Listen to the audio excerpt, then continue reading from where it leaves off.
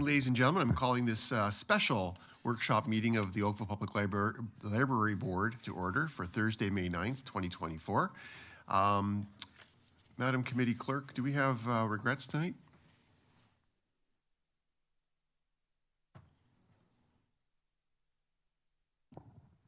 Oh, sorry, new microphones.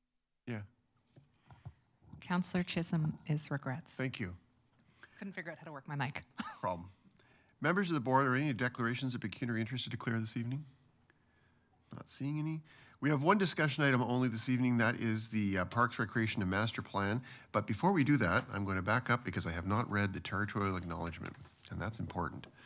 The Oakville Public Library is situated on the Treaty Number 14 and Treaty Number 22 treaty lands and territory of the Mississaugas of the Credit First Nation and the traditional territory of the Huron-Wendat and the Haudenosaunee.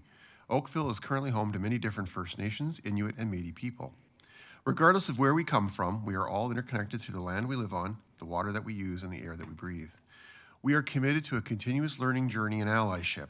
We seek to elevate Indigenous voices and lived experience to cultivate reconciliation in Oakville.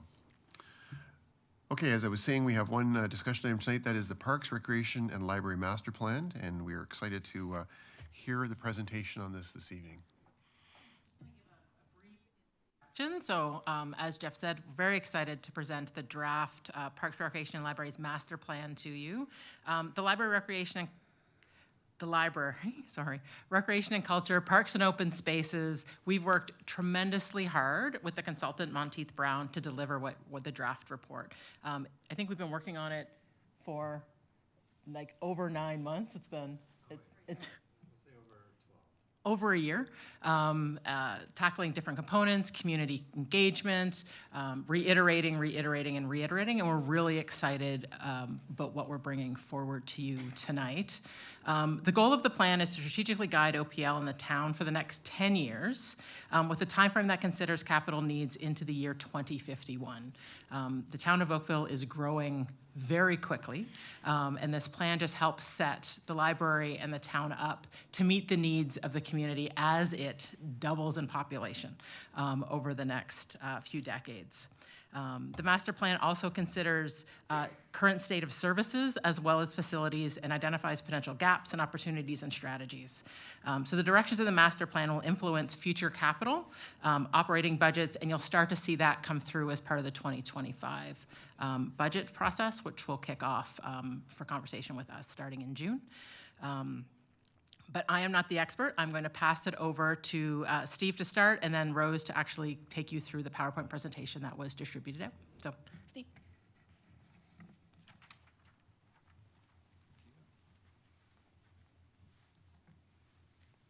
Excellent. Thank you. Very happy to be here tonight.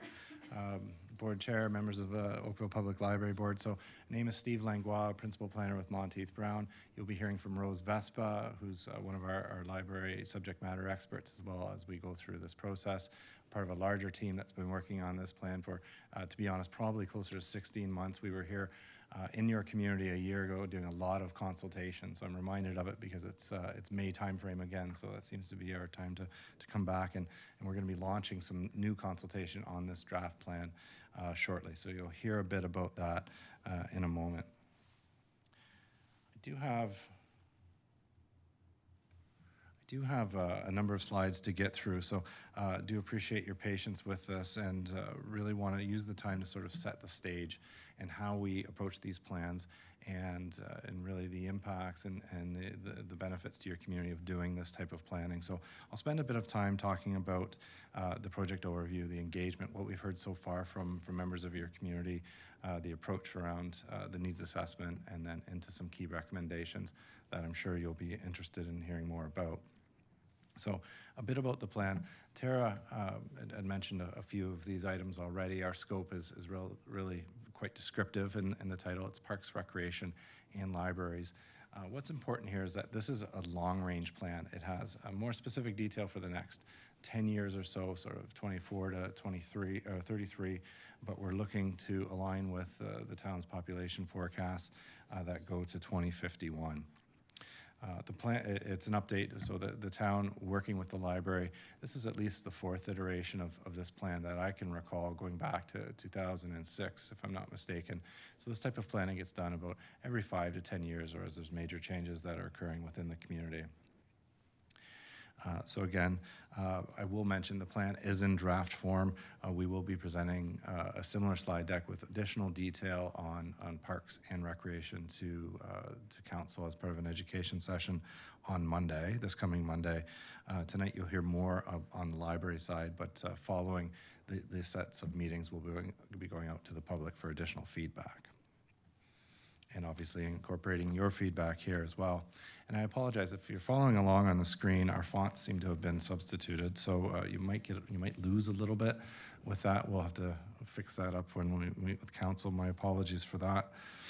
I want to just start out with a reminder that parks, recreation, and libraries are fundamental services. This was a key message that we heard from your residents, that just the impact of these facilities and these services on the town's livability, on its vibrancy, and they, all of these spaces and all of these services really came,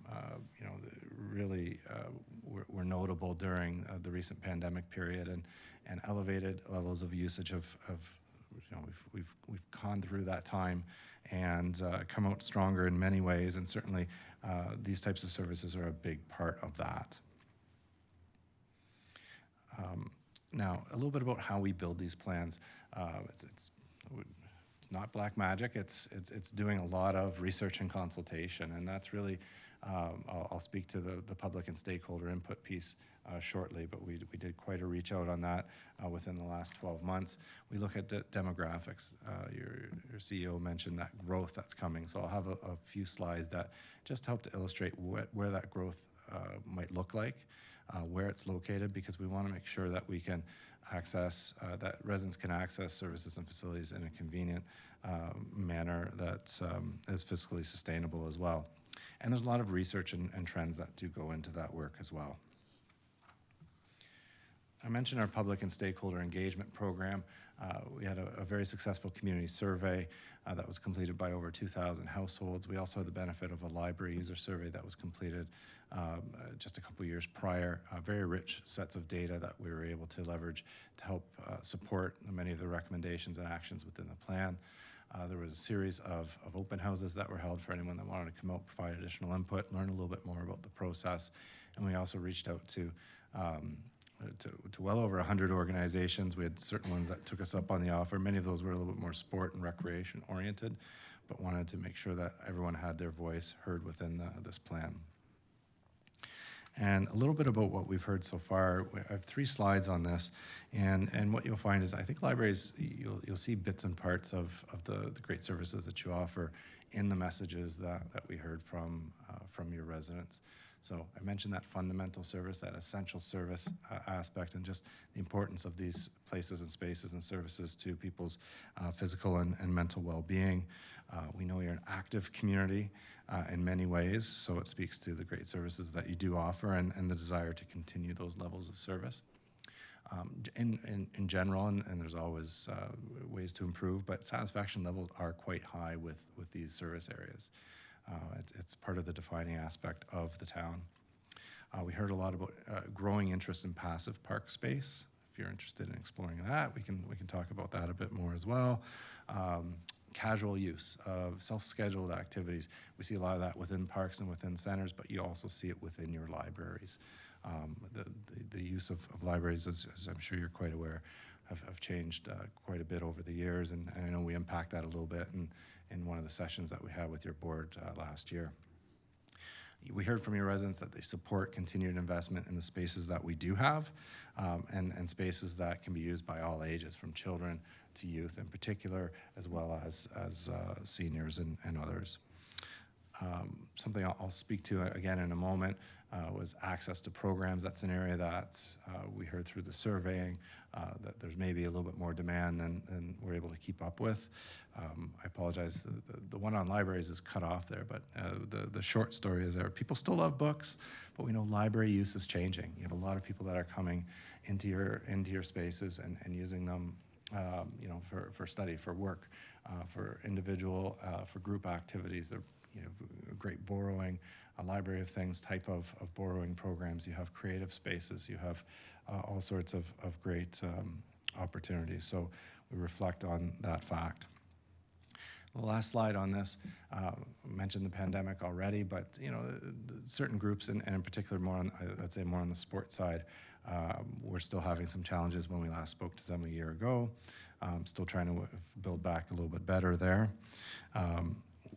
We talk about aging infrastructure, that's a big part of the plan as well, and we have arenas, we have outdoor pools, and libraries. Those are sort of the big three that we're seeing in terms of just given their era of construction. You know, it was the 70s, as you know, so you have centennial type spaces in certain cases, 70s and early 80s. So now here we are 40, 50 years in the future and just managing those assets so they have maximum benefit.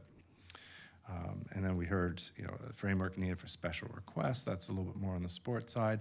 But partnerships, collaborations, very important. Your library system and the way that they work with the town is definitely held up as a model from our experience working within other Ontario municipalities. So great relationship, and this plan is just one example of that. So I do just have a couple slides and you'll see all of this documented in the community engagement report that we have. It should be part of your package as well. We asked residents a little bit about, you know, what they, you know, their agreeance to various statements. So you'll see that on the slide there. What stands out to me here, I won't go through each of them, but I mentioned that programming. You'll see it sort of third from the bottom. It's mostly positive. 60% agreed that quality programming is available to suit their needs. 15%, so you know, we're starting to get, and we heard other input through the open houses, through past surveyings, that you know, it's not some, your facilities, you're doing a great job of trying to keep pace and trying to modernize, and you know, we know that there's some spaces that are older than others. But that programming side is something that, you know, I think we're getting a little bit of additional demand there. Residents were also more likely to indicate, you know, that the older branches, so thinking about infrastructure, were the ones that needed a little bit more of attention. But all in all, great satisfaction levels there. We asked what we could do to engage them more, use the library more often. And again, right at the top there, you'll see that sort of programming, you know, larger collections, that's a very personal decision and personal choice. So it's hard to be everything to everyone, but, you know, still underscores the fact that people are looking for, you know, hard copy material as well when they're coming into your spaces. Extended hours and outdoor space, connection to reading gardens or outdoor spaces. Those were far and away sort of the top four items that we heard. So, you know, I think that's something that we reflected on in this plan, and that your board and administration can reflect on as you're designing new facilities, as you're delivering other services. So that's a bit about what we heard. So I want to just talk a bit about how the plan is built from the ground up.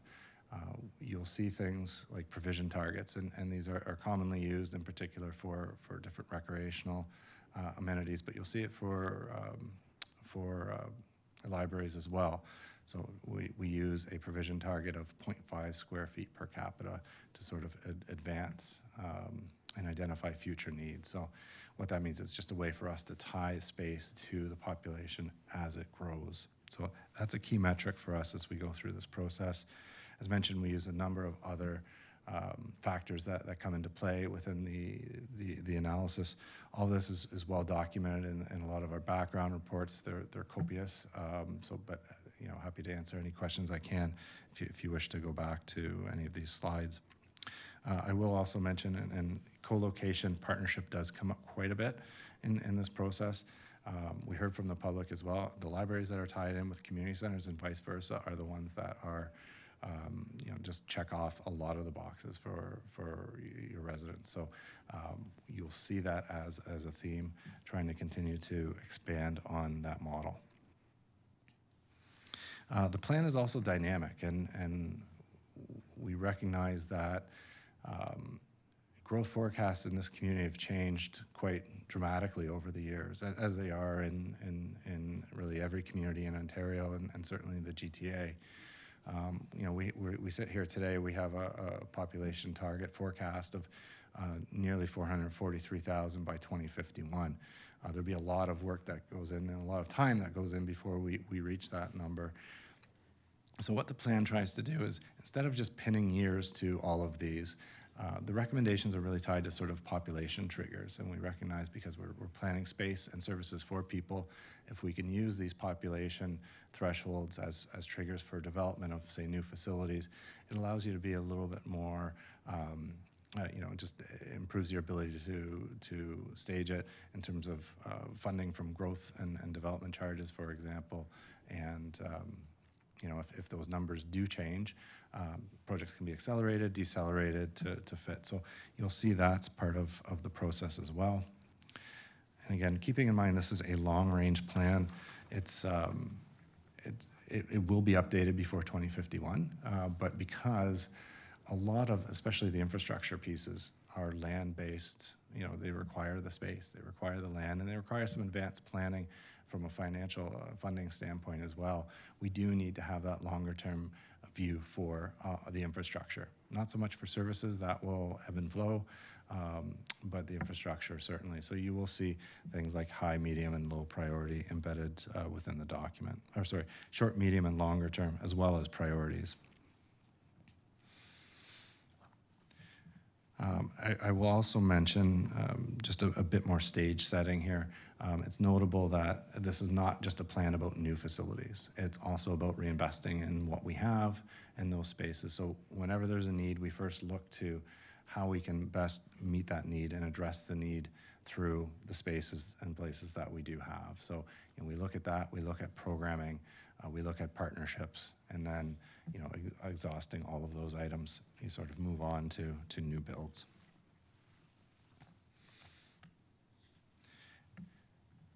And also a reminder, I think it's important to recognize that there's different facility types for different types of contexts that have different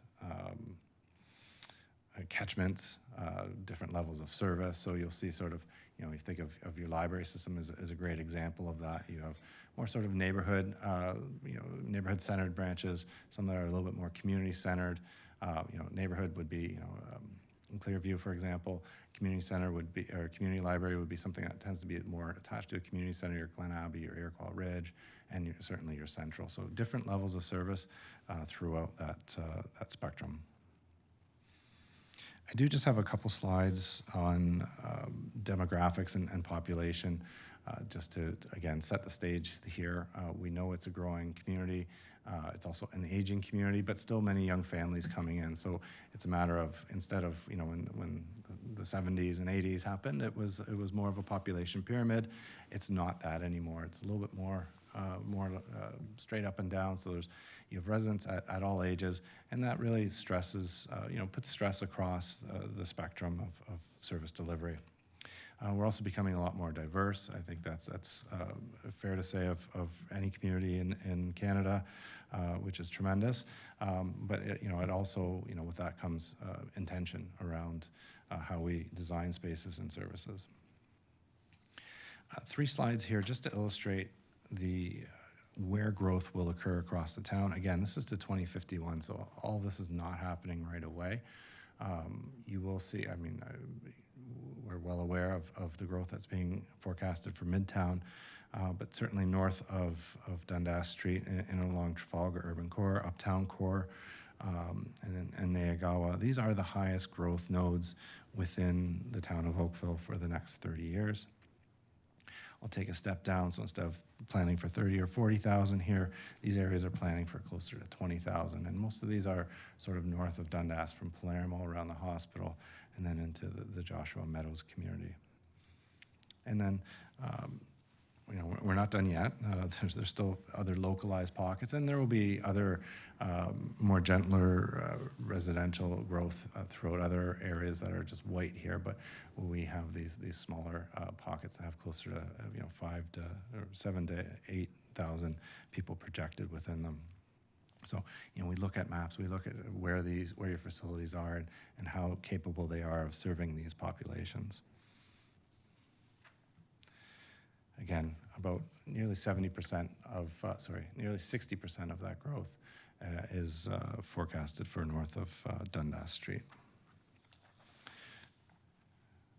So the plan itself does, with all that research as a backdrop, we have 8 key themes that have emerged throughout the plan.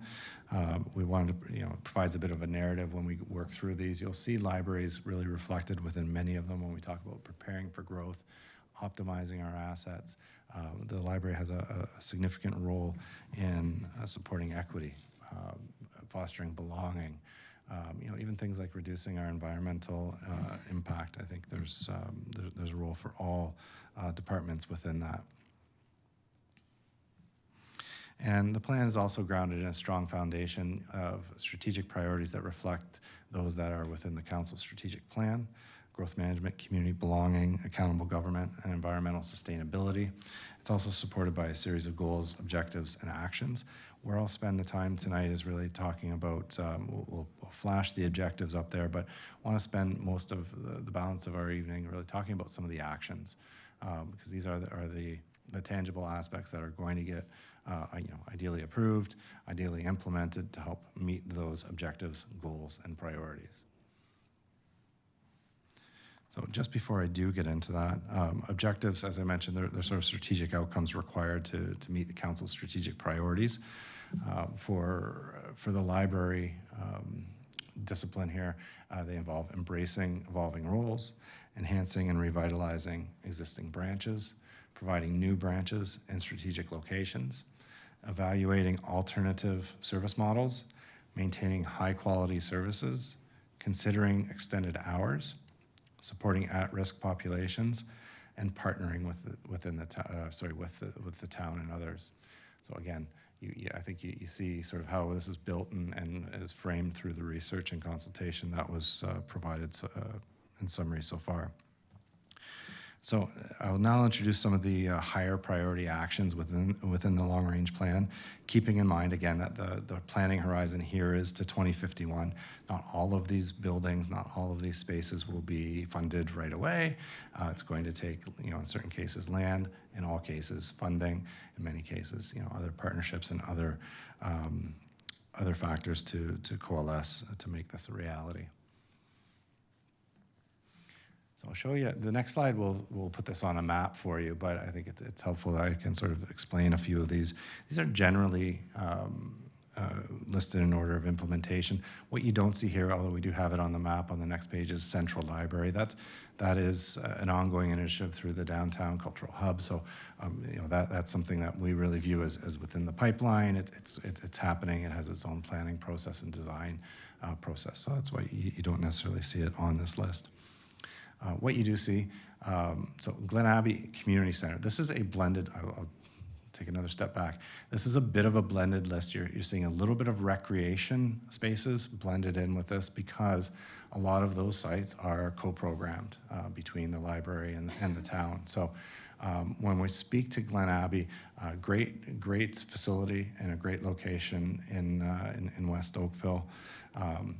It is really one of your more powerhouse sort of types of community facilities. We want to begin the planning for it. This is not going to happen right away, but more work needs to be done. But we're going to plant the flag and say, let's start planning for its revitalization and modest expansion. That first phase of work is really mostly on the recreation side. We do see, as a location, though, we'd like some consideration of library needs. I know it just went through a great renovation. It's meeting a ton of needs. But again, in the scope of the 30-year plan, let's see if we can get some additional space out of that from a library perspective. Implementation of the library space would be farther down the list, but that planning process would begin sooner than later. You'll see Sir John Coburn Recreation Center there. That's not a library event, but serves a lot of similar, a lot of the population in the Bronte community and throughout the town, as it's the town's only standalone center, looking to expand that facility to maximize its benefit. The next one here, Trafalgar Urban Core South. So if you recall, this is sort of Trafalgar and Dundas, essentially sort of just north of, on the north side, I believe. As much as it says south, you've got to kind of go back to our mapping earlier. This would be really your next new build, central library aside. This is a new library that would be intended to serve the population when you reach in and around 275,000 people. It would be the first phase of, ideally, it's co-located with other community facilities, recreation and civic facilities. But the need is there for a library, so that would be part of the first phase of development. That one's been sort of in the planning process for a little bit of time. What is new is Queen Elizabeth Queen Elizabeth Park Community and Cultural Center, looking at a new library, at a library branch at that location. So it would be there to serve the broader Bronte area. I know the Bronte area has been sort of looked at through past master plans, and the population just really hadn't been there necessarily to support a full service branch. With the growth that's anticipated for Bronte Village, for the Bronte GO Station area, we look at those partnership opportunities, and we know that facilities that are tied in with community centers, there's that co-benefit of efficiency, but co-benefit of convenience that really works for, we've heard from your residents, works for them. So this would be a new library branch delivered in and around by the time when the town reaches a population of 300,000. Investigations, don't start putting labels on rooms. It would likely be an expansion to that facility, but you'd have to go through that process. That's not what a master plan does. We don't engage the architects. We don't do those drawings necessarily, but the plans, again, they plant the flag to start doing that sort of investigation work. Beyond that, Palermo, this has been one that has been as well in your long-term capital plans, just slightly staggered a bit behind the QE Park facility, around 325,000 people. This would be co-located with a neighborhood level community center. So something we're not talking the 16-mile branch, we're not talking like a sports complex either. It would be something that's a little bit more localized to meet the needs of the surrounding area. We like the idea of making it a little bit more tech focused. That would be something that does play out through the business planning and so on. But we obviously can reflect on the speed of growth and demand that we're seeing from across the population, whether it be children and youth and their interest in robotics and creative technologies, and the success that you've had with your creation zones. Doesn't mean it won't have books, but we see it as a tremendous opportunity and a bit of an evolution of how library spaces and services are going to be delivered into the future. So kind of planting the seed there. And then last on this list would be River Oaks Community Center, one of your only major community centers that does not have a library system right now. Well located, I think, to serve some of the emerging populations just to the north in the uptown core in and around that Trafalgar area. This entire facility would be due for a revitalization as well. So this would be something that gets delivered in tandem with that planning process. Exactly where it goes and how that works would be part of an architectural exercise that would be done generally within the next, we have that sort of in that middle term period, 2034 to 44. So you'll see here how that sort of looks across the map. Starting again here, we have Central Library, just to remind and not forget about the importance of that flagship facility for your system. We talk about that planning for Glen Abbey Library and that community center. I mentioned Sir John Coburn Senior Center, that space that is north of Dundas, but still south of Burnhamthorpe. I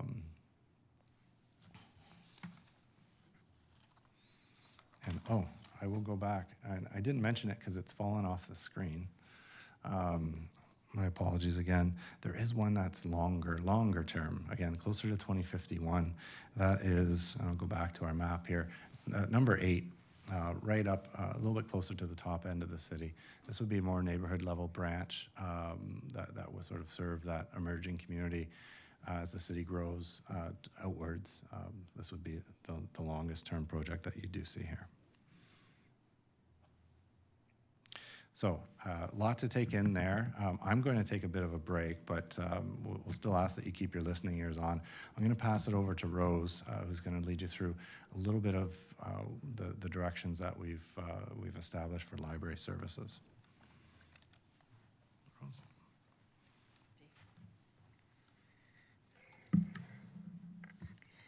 Good evening. It's great to be here to present this portion of the plan in person to you. So I want to talk a little bit about the library services end of the plan, and as the slide says, it does go beyond the space and the facilities aspects of what Steve has just reviewed with you. And you can see that there are some themes that I've identified really as a guide to future work, and these overall strategies I think will also form buckets that contain the ways that the core service elements in libraries can expand reach and respond to the needs of OPL and its community as it evolves and it grows.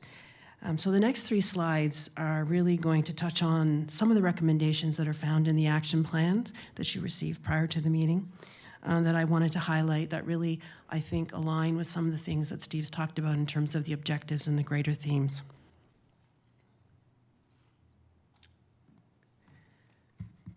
So the first thing I'd like to just review is I think these actions here really exemplify extending reach and inclusion.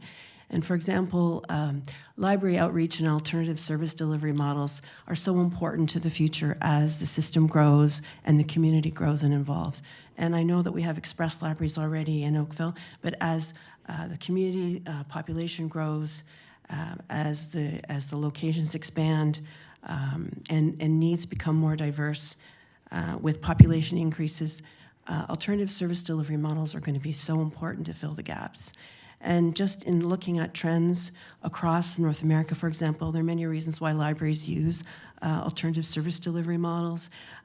Each community is different in terms of the demands or the challenges they face. Sometimes it's a stopgap measure for population growth. The population grows faster than buildings can be built. Sometimes there's a library desert where there's 2 libraries, but they're too far away from each other, so there's a bit of a desert in between, and so there's a bit of an alternative service delivery model that's employed there. Sometimes it's for convenience, and people are on the go, they're mobile users, they're not really tied to one particular branch. It's a way to retain users as well as to increase reach and inclusion. So we felt that this was a really important component of service delivery that Oakville Public Library should continue and expand as population grows. Another component of inclusion and extension is the need to create flexible and unstructured footprints. And you can see that libraries traditionally have allocated spaces for collection development, fixed workstations, and so now we're looking at creating spaces that can allow libraries to be agile and nimble when new service elements are around and libraries are able to adopt and adapt to their new environments and to the new needs of their community as it grows and population increases. So this is a really important thing to consider in terms of future planning for not just new branches, but also for existing branches when they're being renovated. I think it also speaks to another concept that's been acknowledged in libraries about libraries as a third space. And so we have our first space, home, second space, work, and third space is a place where we can go that is accessible, that is barrier-free, that is welcoming, and libraries have been well recognized as that third space. And so having an unstructured footprint allows for more inclusion and more space for communities to convene and engage. And as population grows, that unstructured space is going to be very important, more important than ever. Another component of reach and inclusion is really looking at operating hours. And so I think Steve has alluded to that in past slides. But as library branches are constructed and your system grows, I think there will be an opportunity to look at existing operating hours to see whether or not they're aligned with the overall service coverage of libraries in Oakville, ensuring that there's equity between different areas of the town, making sure that there's adequate hours of operation across the town. And it's interesting that in the community engagement survey, this came out as well as, and even in the literature, and I note that the last guidelines for the Association of Rural and Urban Public Libraries that came out in 2023 stated that service hours was a major barrier to accessing library service, and that was feedback from communities across Ontario. So it's an important thing to keep in mind for the future in terms of access and extending reach and inclusion. And I think the last point I'd like to make on this slide really is about the emergence of place-based programming. And I think Steve alluded to the fact that programming was something that was provided as feedback in terms of more programming. And I think that place-based programming really puts the focus locally, and it takes local issues, uses community members as active participants, not just in attending the program, but co-creating programming. So making it local, making it specific to what's on the minds of Town of Oakville residents, Town of Oakville library users. And again, this kind of programming, whether it's in person or online, I think it just increases the inclusion, it increases the reach, and it aligns perfectly with some of the other slides, the points on the slide in terms of flexible and unstructured footprint. I'm just going to take a sip of water.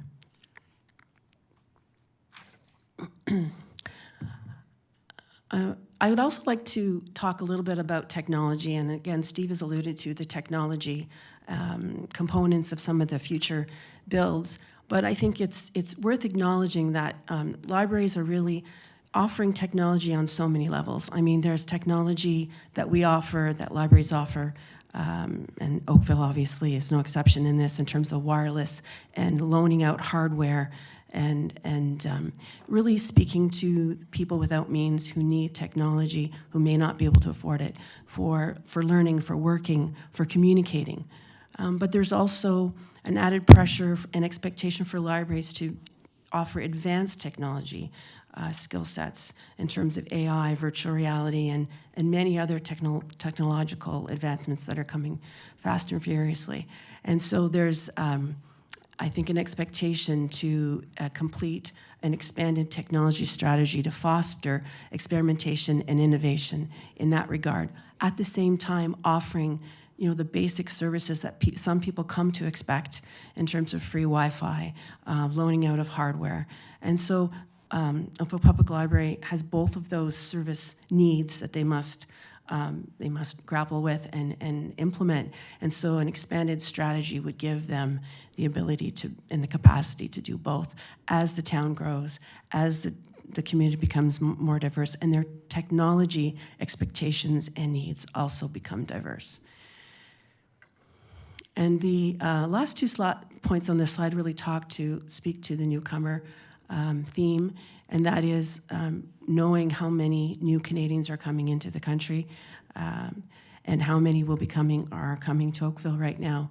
There is, again, a need to enhance a lot of the great newcomer work that's already happening in terms of collections, computer training, ESL programming, a whole array of service components to help make that transition for new Canadians be as seamless as possible.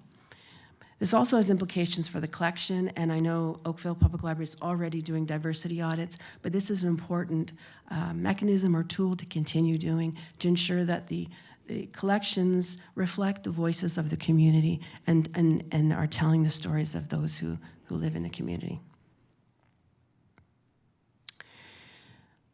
On the last slide, I want to really talk about some of the newer ways that libraries, or Oakville Public Library is really has the potential to make a real impact. In terms of climate action, I think that I think there's a great opportunity for Oakville to make a significant contribution to the initiatives within the town of Oakville. I mean, libraries are well-respected institutions. They're known for providing accurate information. It has a broad base with local support. And so leveraging programming, collections, partnerships to expand reach and to expand citizens' knowledge of not only what they can do themselves for climate action, but also that getting information about the actual issues surrounding climate action, getting more informed.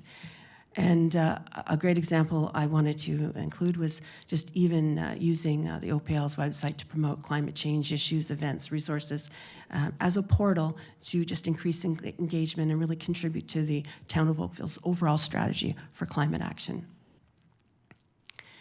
The other thing I just wanted to just really reiterate is the idea of exploring the feasibility of different ways of acquiring resources. We know collections are very important. We've heard that through the engagement and through the usage, but expanding reciprocal boring with other library systems, exploring the idea of resource sharing so that collections may be increasing, but maybe not the footprint for those collections. And so that's just an alternative way to make those things happen and something to keep in mind down the road and in the future. And I think the last thing I just want to end off with is really the idea that embedding additional social services within the library is really an issue that all libraries are facing. And Oakville, obviously, as an urban public library, is seeing more and more vulnerable populations within some of their locations. And so while we can't, or public libraries can't directly deliver those services, they certainly can leverage other partners within the region, within the town, and become civic integrators, which means that they become a jumping off point, they become a connector, so that people aren't falling through the cracks. If they're coming to the library, they can still connect to services even though the library might not be directly providing them. And I think that's a really important thing to consider as libraries are being built and as libraries are being renovated, whether or not there's an opportunity to partner with organizations that are appropriate given the community of users in that particular location.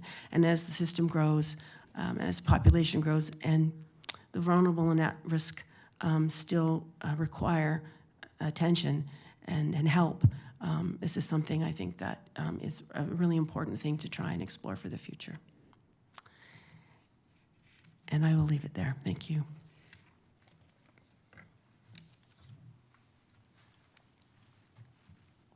Thank you, Rose.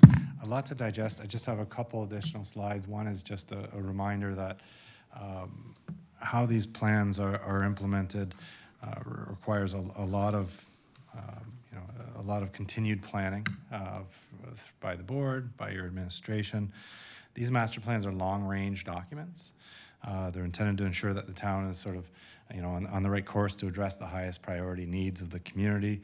The specifics of how this is all achieved will, be dealt with through annual budget process, through ongoing work planning, and through the plan's implementation. So we recognize there's certain things in here that will require funding sources that are just beyond our traditional reserves and development charges and so on.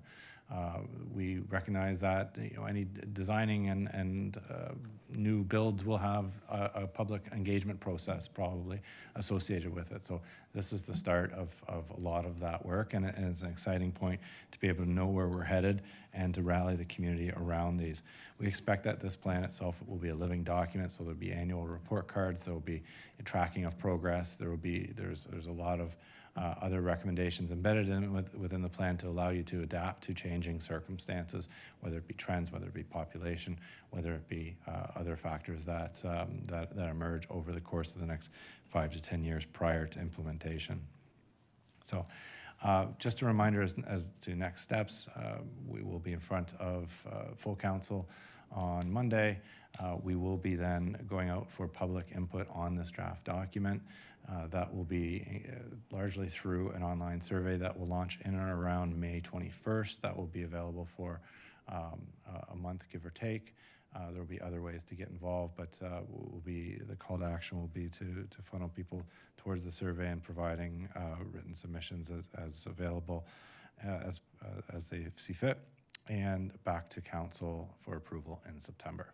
So again, lots to digest there. Hopefully everyone was able to read some of the preliminary materials. I apologize for the font issue. We'll get that rectified for Monday. And happy to, between Rose and I, or if we need to call on Tara, we will, but happy to answer any questions that you may have or take additional comments back. Again, this is draft. We want your input, and we want to be able to integrate that into the final product. Thank you for presentation. Members of the board, any questions? I'm sure we have a few. Okay, you're up first. Rebecca? I was just wondering if there were any surprises. Like, while you were doing this, did anything come up? I'm sure you work with other towns and cities. Was there anything that was particularly unique to what you found here? Great question. We've had the good fortune of working with your library board for about 20 years. So I would say we have that institutional knowledge and legacy there. So we're certainly aware of the place that the library has in your community, the great work that your library does. So, you know, from that perspective, no. At the same time, you know, I would say, I guess, just less surprising, but just something that, again, maybe a broken record on this, but being able to build flexibility into these plans is important. I think this is just more of just the reality today of how these plans are done. We've put them in a queue, we've put them in this sort of sequencing, but we recognize different land and different funding and different partners may require a little bit of movement around. So, you know, I'm just even thinking of, we were talking about the 16-mile branch many years ago, and this is an emerging community that's been waiting for a space like this and the services that it offers. And you know, we commend you for doing the temporary branch up there, and we know, you know, construction is moving forward. So, you know, I think that's not so much a surprise, but a departure maybe from how past planning efforts were done is we're trying to build in more flexibility, and also we're also through this process looking back at the assets that we do have and making sure that they can continue to do that heavy lifting over the course of the next 30 years. You know, we will have growth throughout the town. So at least from my perspective, I think that's just sort of how I'd respond to that. If anyone does want to jump in, feel free, but good question. Thank you.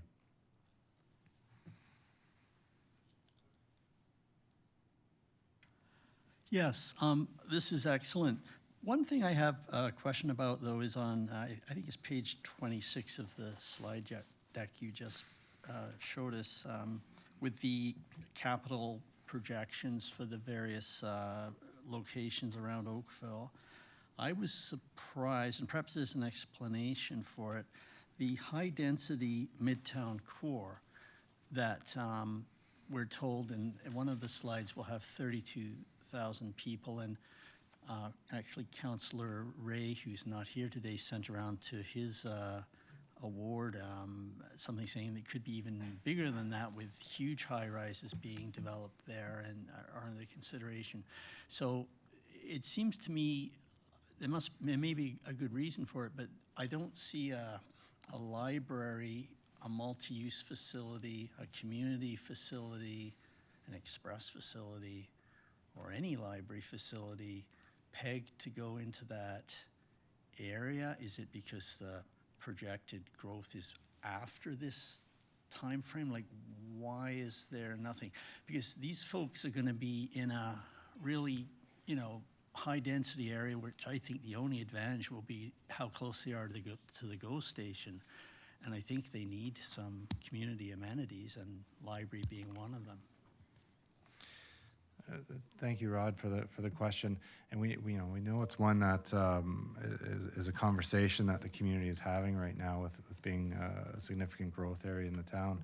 I think in terms of Midtown, you know, where we landed on that. I mean, the 30,000 or 31,000 that we have, that is the number we have to work with.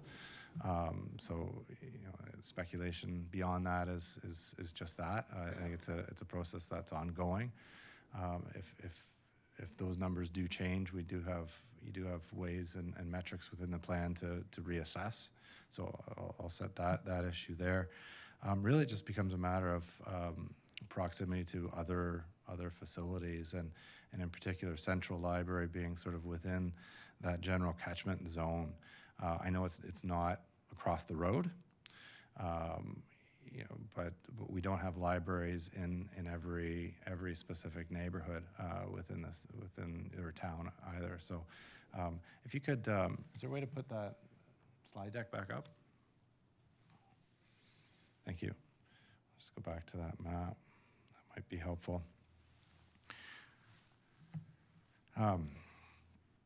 So, you know, it's in large part where you do see that Midtown, we draw that sort of target, or that radius around the Central Library, and it captures most of the residential components of Midtown, although it's near the edges. So, you know, I think we'd look for maybe some alternative. This is where, you know, Rose talked a little bit about some alternative models. There could be things that begin to emerge. We recognize that a lot of the growth that the town is going to be getting will be very different forms of growth than what you've had in the past. If you look to some other communities that are dealing with it right now, there's a variety of quasi-public, private spaces that are being activated and animated in different ways. So, you know, I think we sort of look to that as an emerging model that may help. But no, you know, we've not prioritized a bricks and mortar library in that community, just given the scope and the distribution of facilities within the town.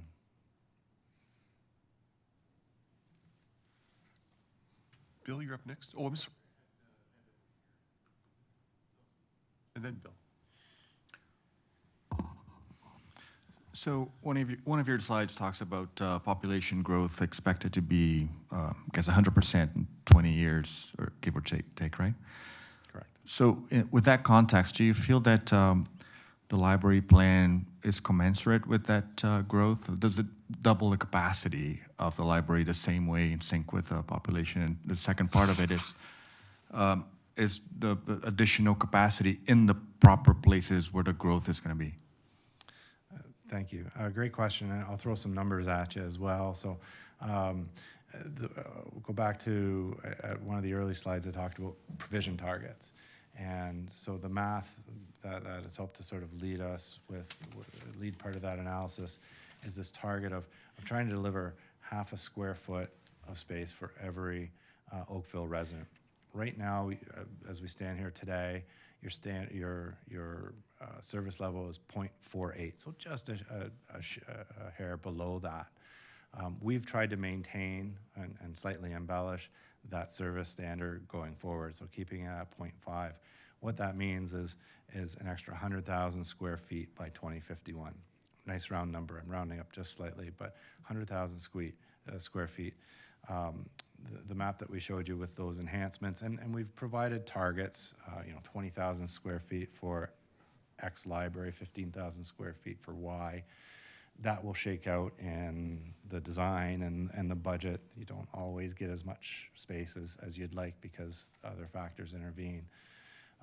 But we've assigned some targets to each of these new library branches or expansions, and we feel we can get you 85% of the way there. So we think within the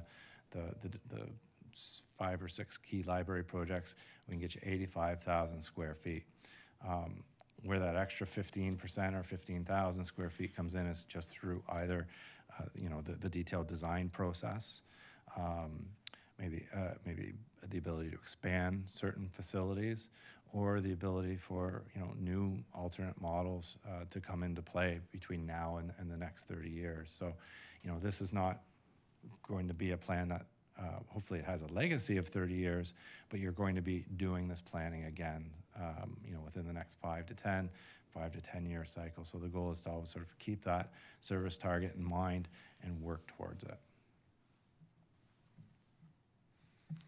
Bill, you're up next. Sorry, one number that I found quite scary on this whole thing was 37% of people are not interested in using the library. I don't know. I've never seen any numbers like that before. And if 40% of the population doesn't want to use the library, and I realize it's relatively small numbers of people that have attended these open houses and what have you, and whether or not, these percentages are accurate. I just found that kind of scary. And I don't know, have we ever run into anything like that? Or is that new? It's not new, but we have seen a downward trend in our cardholders over time. We have seen a downward trend in the citizen survey. So it is something that we've been actively, and you'll see it in the OPL goals for this year was to increase cardholders. It was also to increase retention, right? So we are lower than some of our neighboring municipalities in terms of cardholders per capita. So that is a goal that we're focusing on this year, likely over the next few years. It's also, as we've talked about, and it came up through the strategic planning process that OPL is the best kept secret in Oakville. And so that's one of the things that we're also, with our expanding of the book bike program, is to get out into the community and have more conversations, because those people, it's not that they don't want to use the library, it's that they don't know what we can offer them. And so how do we get better at having those conversations, having those engagements, getting them into our branches or getting them signed up to use our virtual services, and then actively continuing to build that relationship. So that is something that we're working on and we'll continue to report back on the board with. It's also been really interesting with the launch of our new customer satisfaction survey, which I'll talk about next week. And again, those are existing customers, because it's really two-pronged for us. It's how do we take our current cardholders and continue to grow our active cardholder relationship so that we can hold on to our retention while continuing to build cardholders, right? So it's how do we continue to engage while then actively engaging those non-users as well. So Joe's team, and again, talking about the marketing and our new marketing tools, the book bikes. We've really increased our school engagement recently, and I think Caitlin was telling me that Glen Abbey's is working on something like 15 different school visits over the next couple weeks. So I think that we're making progress into that, and so it's a good benchmark for us to work against over the next couple of years. Yeah, because it's and these surveys is kind of hard. It's not like people are saying, I will not use the library. They might be saying, well, I don't really know much about it, and I'm not really have a lot of interest right now in using it, but. And I was talking with the Probus Club last week, and again, I heard, I didn't know you had that. Oh, I didn't know you had that. So again, it's part of that active conversations about, we don't just have books. Our library of things was really interesting to them. It was interesting for me to talk to them about what they might be interested in potentially borrowing from the library and how we can continue to grow that, because there is still a continuing concept that, I'm just going to buy the book. I don't need to go to the library because that's all the library is good for. And so again, continuing to have those conversations, because people who know. But we need to get better at making sure that everybody knows. Yeah, okay. Thanks, Bill. Any more questions? Meredith is up, and then Andrew. I had another question about the locations of the proposed buildings, and most of it definitely jived to me, but the one that kind of gave me pause was the recommendation for a new branch at QE Park, the QEPCC, and because when I'm looking at the growth areas, Southwest Oakville wasn't identified as a key growth area, whereas we're projecting really explosive growth in the Midtown core as well as in the North Trafalgar corridor. And so I just wondered if the motivation for a net new branch in a really established neighborhood, was it because the infrastructure already exists of already having a community center, or is there genuinely a need for new branch in that location? Thank you. So in terms of the QEPCC, you know, where we start with these types of planning exercises is looking at distribution and population. You know, so that is an area that is growing. I think there's 15,000 there, but there's also an existing population that is not you know, fully within the catchment area of the Woodside branch, for example. So, you know, we also look for those opportunities, and whether it be Midtown or QEPCC. In the case of Midtown, there's, you know, similar to the library, there is no municipal recreation indoor property proposed for that. There will be a series of other, you know, there will be an open space network and parkland and other activations. So the QEPCC property does give us the benefit of having a community destination, an established destination that people are coming to, whether it be for you know, for cultural activities, for arts activities, for recreational activities. Libraries and rec centers do work together well because they are one-stop shopping under one roof. Rec centers love libraries because you have foot traffic throughout the day. You have a lot of seniors and young families during the daytime. You have teens and adults during the evening, and mixed demand over the weekend. So, you know, it's more of it's something that came up through that opportunity scan. Looking back at past planning exercises, the lack of a proper destination in the Bronte community was part of that discussion as well. And, you know, whether it would be, you know, I know there's been investigations around lease spaces and so on. Finding the right location that's sustainable for the library is very important. So, you know, that does, as a factor, that does come into play as well. Thanks, Andrew. You're up next. Yeah, thank you. It's a very comprehensive report. I appreciate all of the data and detail. Building actually on Meredith's question about QEP-CCC, I appreciate everything you just said about it, you know, already being an existing community destination. I will note, I live not too far away. It's a somewhat inconvenient place to go to. And when you remark on, you know, parents with young children, seniors, et cetera, those are the sorts of people who go on an ad hoc basis, I think, you know, when it's convenient for them. Very much so in the middle of the day, in the weekday.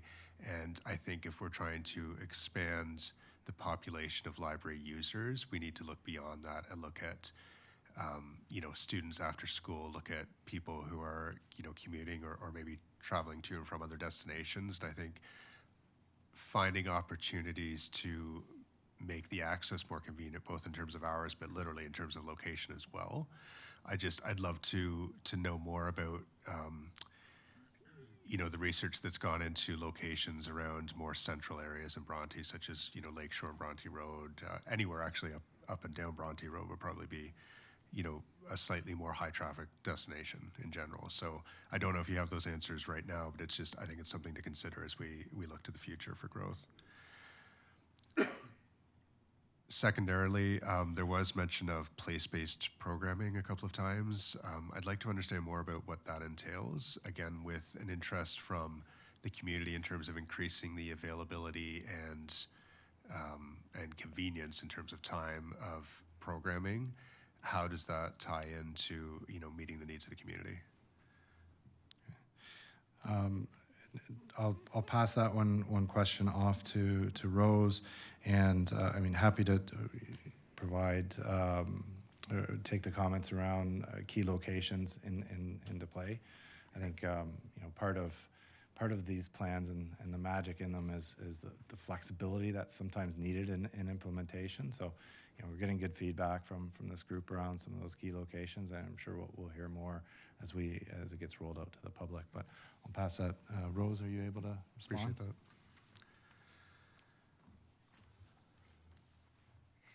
Thanks for the question. So place-based programming is also community-led programming. So it's really about engaging the community, whether it's groups, organizations within the community, to co-design for topics that are specifically relevant to community members that affects them locally.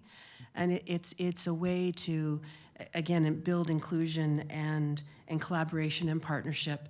And I think it speaks to some of the things that we just talked about earlier in terms of gaining, raising awareness about the library and what it does. Having a place-based approach, which I think Oakville is doing to some extent already, helps just get more people into the building, get more people engaged because they're discussing topics that affect their lives.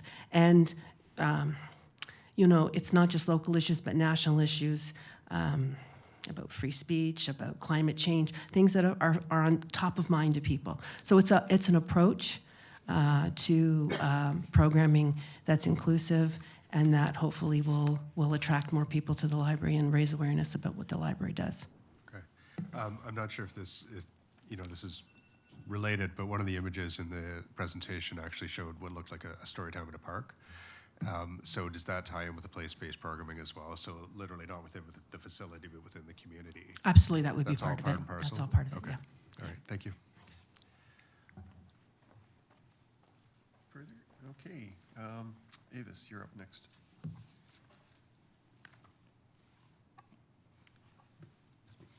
So I'll just have a few comments on QEP myself. I live in that neighborhood, and I actually think, not that I'm biased or anything, but that having a library co-located with the other facilities there is definitely a good idea. I feel like the parking is much better for people than perhaps on Bronte or other places where there just wouldn't be parking. When I look at Glen Abbey and I see all the parking, I see how people are kind of maybe waiting for their kids as they're in the programming. I can see how that could happen at QEP. I go there all the time for programming, and it's very busy with lots of families. So just from my own experience, I feel like I just wanted to give that feedback from my personal experience, that I feel like that would be a good location. My second comment would just be expanding on Rod's observation that the Midtown was not identified with a specific action. I have a concern about that too. I hear what you're saying in terms of alternate offerings, but maybe it isn't a physical space, but not mentioning it at all in terms of a specific action seems like a gap. So maybe I'll put that to members of the board as they're, as the conversations have evolved around Midtown. Has this board had that discussion of what that might look like, or how I guess you've introduced it. So I'm curious if you have any additional thoughts on that.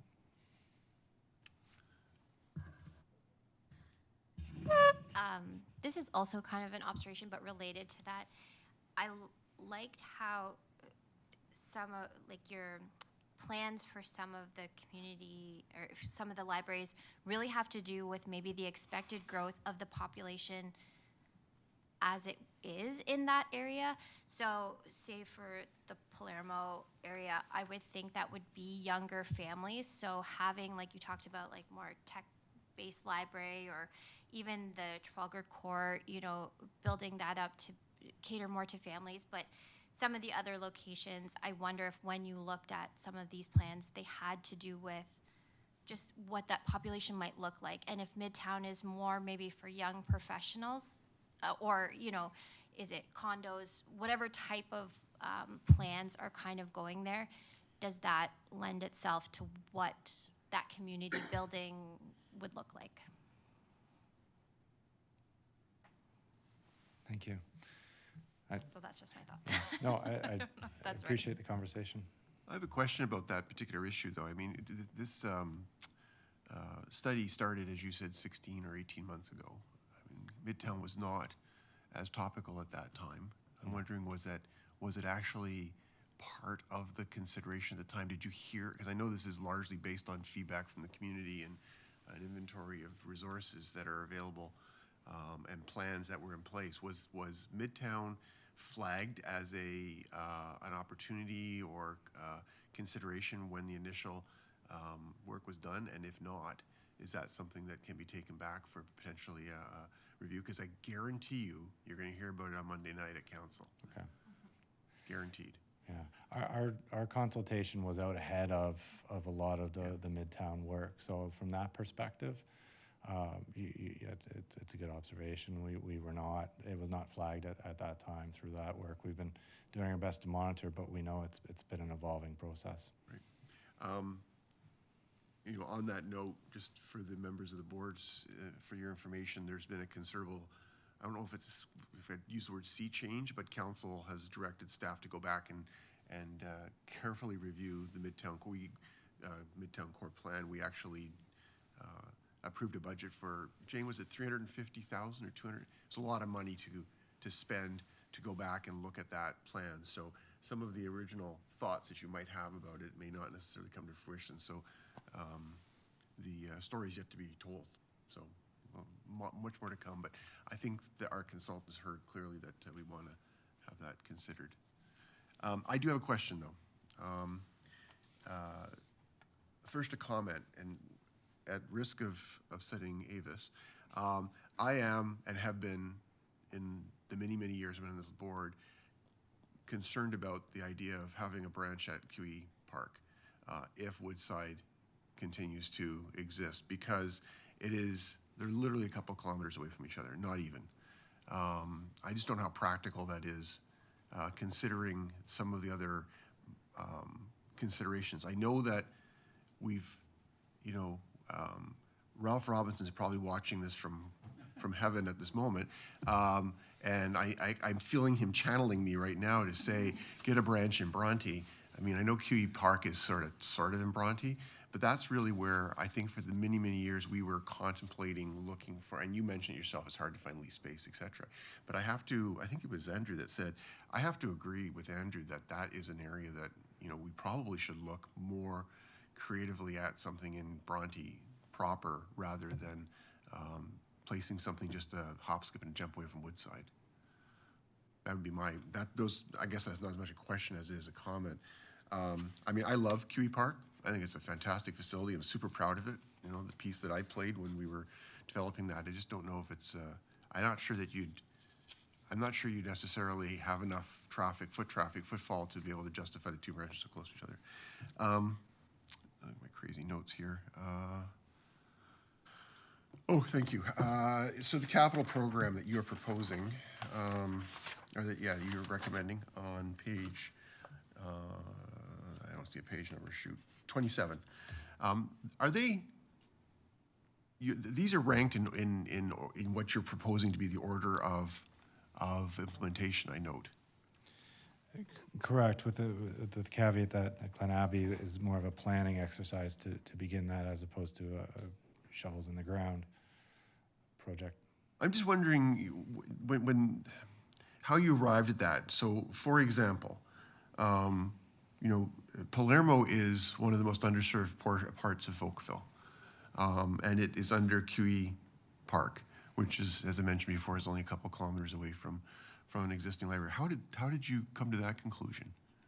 I think in the case of Palermo, it's really already a project that's in the pipeline. It's already existing near the I want to say near the tail end of your 10-year capital, around 2030, 31, 32. So part of it is to reflect that as a multi-partnered site. I think they were considering the transit hub and other factors that are already at play, whereas with QE Park, you would have fewer constraints potentially, and already have a site that's a municipal ownership.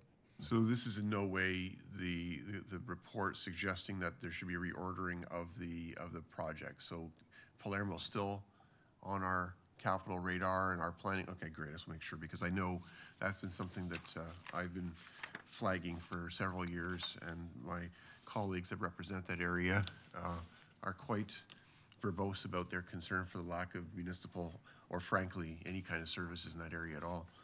I think those are my only two questions at this point. I'll go back to the board, or my comments at the moment. I'll go back to the board and poll more questions. So Andrew, you're up, and then Celso, and then Rebecca.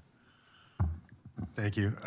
Yeah, just a brief addendum. And firstly, Avis, I agree. The QEP facility is wonderful. So I didn't mean to denigrate it by any sense. We're also worried about Avis. But I think I didn't actually articulate one of the things that was behind that thought, which actually is germane to maybe some of the other places. And I think it's being conscious of the fact that if we're looking to nearly, double population in the next 27 years and hopefully not double the car population in that time, I think it's imperative that we look at transit-friendly locations by and large. And so that was one of the underlying thoughts that I don't think I articulated. I do think that's germane to the questions that have come up around the Midtown project as well. So, I'm sure it's factored into your planning, but I just wanted to mention it. And maybe somewhere behind this, there's plans for a monorail that I don't know about, but gondolas would be great. I'd love that. Bring back the radial railway. No, that was all. Thank you. Thank you. Celso? So we're looking at libraries in the context of population density, right? That's what we've been talking about here. And but I wonder if there's another dimension to this that to be considered. So, and I'm not going to remember the data right, but a disproportionate amount of our library foot traffic is at Glen Abbey, and I think that's like 40%, give or take. Yeah. So, but that's not where 40% of the population lives. So there's got to be some other factors in play here that drive foot traffic and users, and I think we need to consider that, whether it's demographics, proximity to schools, or whatnot. I think we need to understand that to proper plan where these places need to be. I know one of the factors that we've heard is definitely proximity to high schools.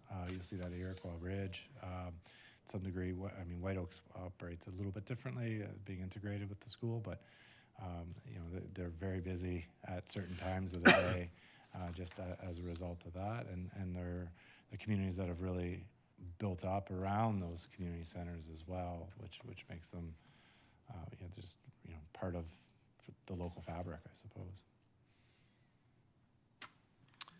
Rebecca? That is exactly what I was going to say. No, but it was the exact same thing. And again, just to go back to like when you described the Palermo location, having it be more tech focused, I thought, you talk about like the changing, like evolving role of libraries and communities, and I wonder if the libraries really become like destination points. Like, would people kind of travel to some of these locations if it had a more robust tech offering? And further to what Celso said, like, is it just on the way home for people sometimes? Is that their commute, or is it just, more convenient because of children's programs or whatever it is? I think just along with that idea that libraries are evolving, I think, we talk a lot about locations and, where libraries should be and stuff, but I think, it's just really interesting to see how they're evolving. Yes, please. Tara? So Glen Abbey is an interesting one, and it is something that we've done research on. We've done heat maps based on postal codes of users, because Glen Abbey draws from every corner.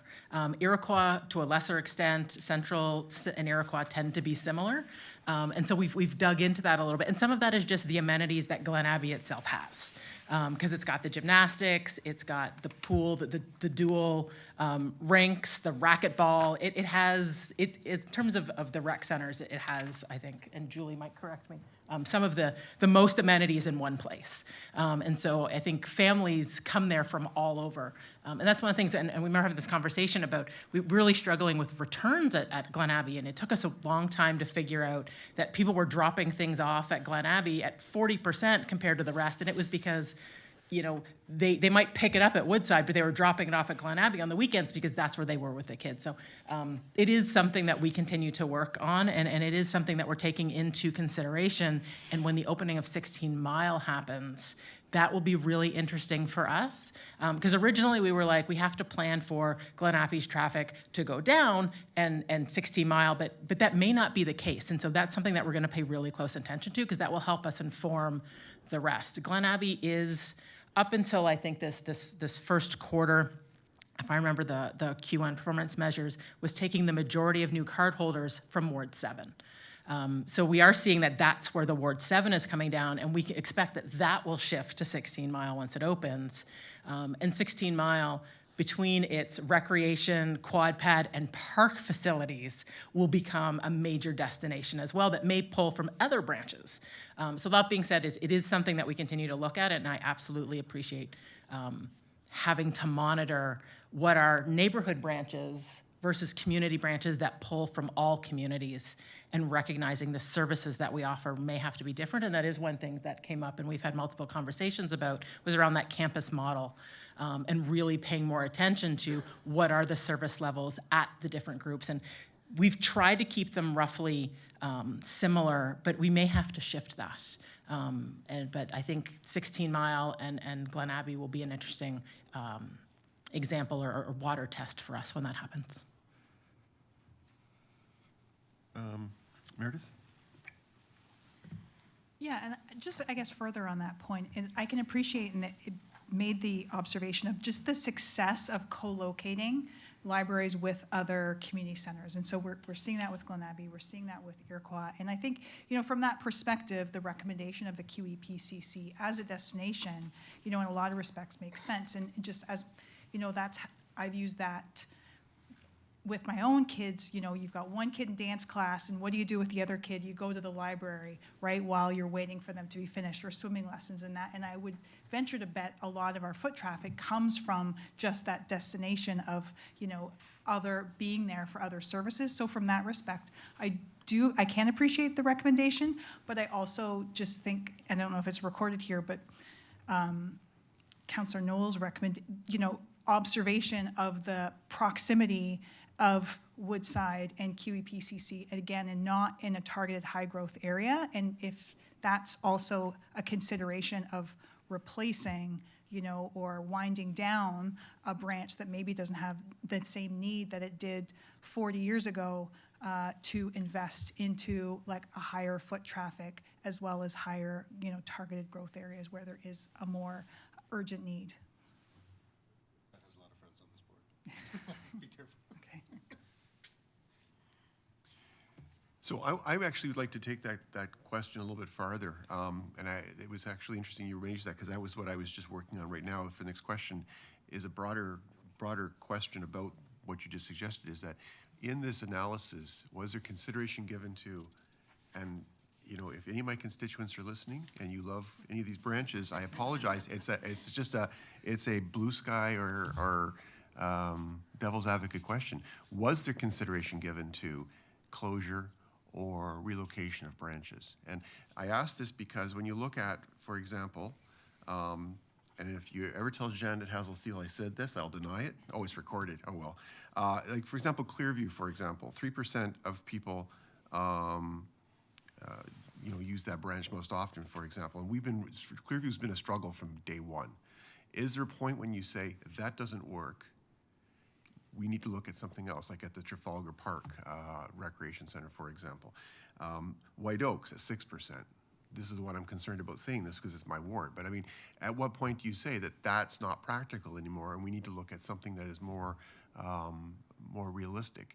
And then what brings me full circle is maybe the analysis has to be done to say, maybe QE Park is the right place to put a library, and it's time to, sorry, Andrew, say goodbye to Woodside. And again, these are all just, I'm playing devil's advocate and they're hypothetical, and I don't mean to diss any library because they're all wonderful. But is that something that was part of your engagement? Have you given that any thought? There's a point in every business organization, whether you're a McDonald's or a municipality, where you have to consider, is this successful and should we be doing something else instead? Yeah, I mean, it's a great topic to get into, because we will get into it Monday relative to some other assets, particularly in South Oakville. Those other assets have run a course because of design issue. They're well beyond their design capacity and other systems. Libraries are a little bit more flexible and robust, and can be modernized, but the location is the location. So, I think we're mindful of how ingratiated a lot of these spaces are within your community and the role that they play. So we're cautious about that. I think if the master plan does have recommendations around reviewing certain assets, not specific to libraries, but there's other examples on the recreation side where those more deeper analyses are required. We're also, we recognize Woodsides as a capital project that's going to be occurring within the near future. And that opportunity scan has not really been done beyond, recognizing that QEP might have, there might be an opportunity there as a municipally owned site that fits several criteria that we'd look at. In terms of Clearview, it's a different model than many of your other facilities. It's an edge building, right on the municipal edge with Mississauga, but I think it really comes down to trying to treat each of these communities within the context that they're in, and the needs are going to be very different in Bronte than they will be in Clearview, than they will be in eventually in Nayagawa and Palermo. So trying to find that right fit and working with the system that way. So I would think if the library board was, based on the conversation today, I think we want to take some time to think through those comments.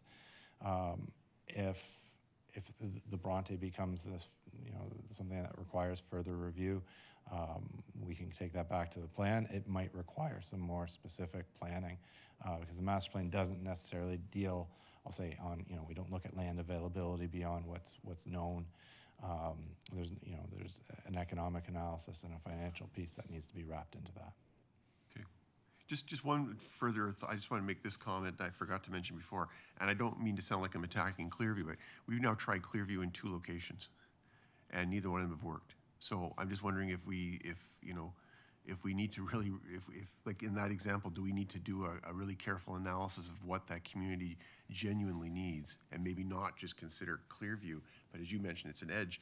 Maybe it needs to move slightly west in order to be more of a catchment library in the Mapleview area, which would still serve Clearview. But I mean, it's those sort of analysis. I know they're difficult to do politically as well, but I'm wondering if that's something that we should, this board should undertake to make sure that we're getting best use of our assets and our facilities. Anyway, thank you for that. My second issue I want to raise is the chart, figure 20, which is the chart says what would encourage you or members of your household to use the public library more. And Bill was raising questions about the nothing would help, 37%. First of all, this chart is based on, recipient or not recipient, but respondent unaided responses, I assume. So this is an amalgamation of what people said in the various research, or were these questions given to them and they chose one of these? And this was, just to clarify, so this comes out of our community survey that we had over 2,000 responses to. This was a closed-ended question. Oh. What that means is, if I get my, I'll double check as I'm speaking here, but my memory is that this one was a closed-ended one where they were able to select from a series of different categories. And clearly, people had the opportunity to select more than one category. Because yes, that's correct. There's a lot more than 100% here. Definitely. Yeah. So on that basis, then more information on what opportunities are available, 45%, and nothing not interested could be connected. Sorry, could you repeat that? 45% could be connected to? Because I mean, the same person that said I want more information, and also said not interested in using the library because they don't have more information, they could be connected too. So there could be, that number may not be quite as high as if you take into account some of the other responses. Yeah, respondents were allowed to select, I think, up to 5 different categories there. So, what that's saying is 45% of the households that responded did select that response. They may have selected other responses as well. That's possible.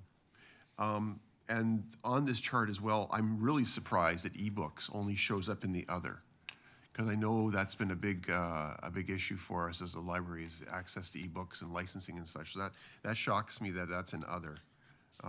in that amalgam of 24%. So that's just an observation that, based on the amount of feedback we've had from our staff over the years, surprised I didn't rate higher, or at least as high as more physical collections. That may have been question design. It may not have been an option. I'd have to look back into that. Okay, so that would have been a, since they're an other, it would have been An open-ended an open-ended response. question. Correct. Right. Okay. Write and vote. Okay. Oh boy, lots more questions. Bill's next, then Rod. We're fighting for space here, Rob. Just 2 points. White Oaks isn't that far away from Midtown. It's just over the bridge and one set of lights.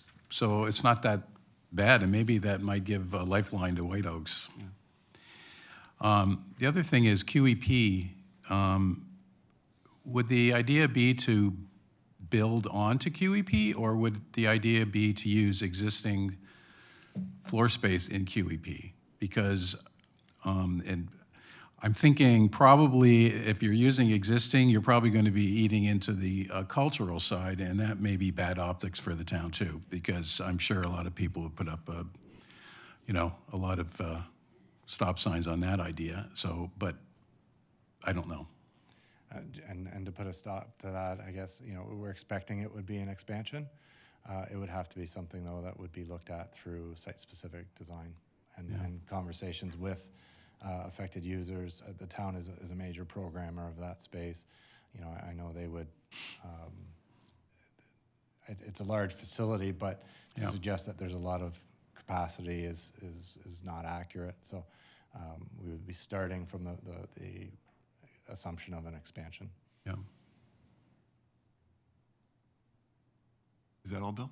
Yeah, that's it. Thanks. Okay, Roger up next.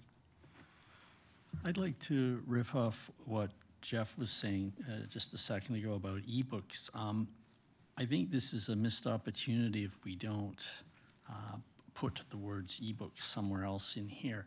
Our board has spent a lot of time discussing the high cost of ebooks and how the library really needs a better budget for them, and how I think it's 4 of the big 5 US publishers are charging exorbitant amounts for ebooks to libraries. And I would say, like, for example, on page, where's the page numbers? Page 29, for example, it says, establish service levels for new technologies to help bridge the digital divide. And you could say, including the high cost of ebooks. So it would go there, and it would be before council as an ongoing issue that we need to look at this, because it's those publishers aren't budging, and there doesn't seem to be mechanisms available to deal with it. And I think it's a missed opportunity if we don't get the word ebook in somewhere as a need and a want, including covering the costs. Thank you.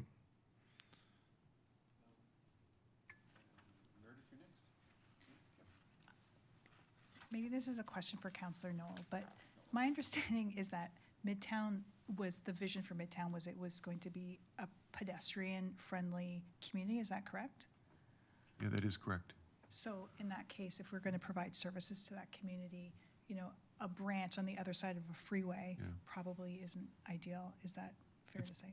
That's probably fair to say. I mean, I think a big emphasis on all of the development in the MTSC areas is the reliance on public transit. So I would agree that's probably accurate. Sorry, Bill.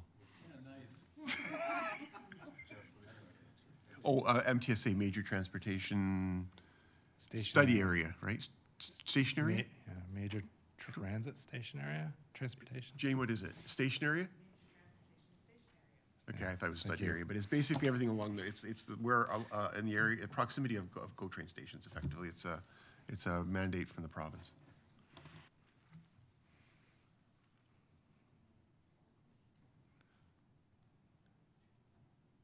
Okay, I'm not seeing any. So, how do you've had lots of feedback. Do you have any specific questions you'd like us to answer to assist you with your feedback? How how can we best package what we've given you this evening as a useful input into this? Yeah, I think, I mean, the discussion today is very useful. We've taken a lot of good notes away from it. The plan is draft. We, obviously we need a lot of different stakeholders to be on the same page when it comes to the entire plan. It's a pretty, expansive topic because we spent 2 hours talking about libraries, which I know we could probably spend 24 or more hours talking about that, but we also have to layer in parks and recreation, and there's different elements that we'll discuss with council there as well. So, in terms of, again, our next steps are promoting the survey and getting public feedback. We'd love for, every member of this board can please participate in that way. Share it with your colleagues. If there's additional, we have a call for written submissions as well. If you have additional thoughts beyond today, certainly there's many ways to get in touch with us. Tara, I'll nominate Tara as well as being a go-between if you wish to provide additional input that way. But the types of items that we talked about today, I think I expected some of the library location items to come up. We haven't talked about funding, and that's not exactly I'll say the strength of the master plan, because we don't start with just what can we afford and let's only work towards that. Yeah. It's a matter of what do we need and making a way to make that work. So, because if we started with what can we afford, it'd be a depressing and short conversation. Can I just review for a moment and see if this is where I think the board is coming from, what the major topics were that we sent back? So the four that I've heard very clear is a deeper dive into the Midtown core needs. The second one was to potentially revisit the QEPCC recommendation. There are some in favor of it, some that, I won't say in favor, not in favor, but there was some concern raised about that in light of the proximity to Woodside. Proximity to transit, I heard, making sure that there's a consideration given to the proximity of new branches to transit stations. And the one that I raised, I guess actually Meredith and I both suggested this, and that's the review of existing branches to determine that whether they continue to serve the needs of the community and whether those should be considered for relocation or otherwise. Those are the key ones. Is there one more? Yeah, so take into consideration factors beyond population density. Oh, yes, yeah, right. Good point. And we had a few other notes around ebook. There's a few additional comments. Right. Everything that we heard tonight we'll have a look at through the full plan that comes forward in the fall. Okay, terrific. One last round. Members of the board, any further questions or comments? Yes. I think I just wanted to say that, just more of a statement, that I think we're incredibly fortunate here in Oakville that we can build these amazing centers for people, but still at the same time take into consideration, I loved what you said just about like the underprivileged and the vulnerable, and making the evolving like use of libraries and really catering to people to give them what they need in the community. And so I just really love that. And we didn't even really get into like the partnerships part, I think, of what you talked about either. I think there's just so much opportunity. So really looking forward to all of that. And we baked that right into our strategic plan. That's right there in the work that we did before. So thanks for calling it out. I'm not seeing anything else. Tara, did you want to wrap us up, or is there any other new business to discuss? We covered it all? Great. Okay. Members of the board, there you have it. I'm looking for a motion to receive the report this evening. Thank you, Rebecca. Any comments? Oh, I need a seconder. I forgot I'm in board. Thank you, Celso. Any comments, questions? All in favor? That's carried. That's been received. The only other matter of business today is adjournment, and thanking Monteith Brown for their great work on this, and to say that we look forward to the continuation of this process. And certainly, if you have any further requests of us, please, make sure you talk to Tara, and we'd be happy to entertain another visit if you would feel that necessary. So with that, motion to adjourn. Andrew and Meredith, all in favor? That's carried. Thank you. This meeting's adjourned.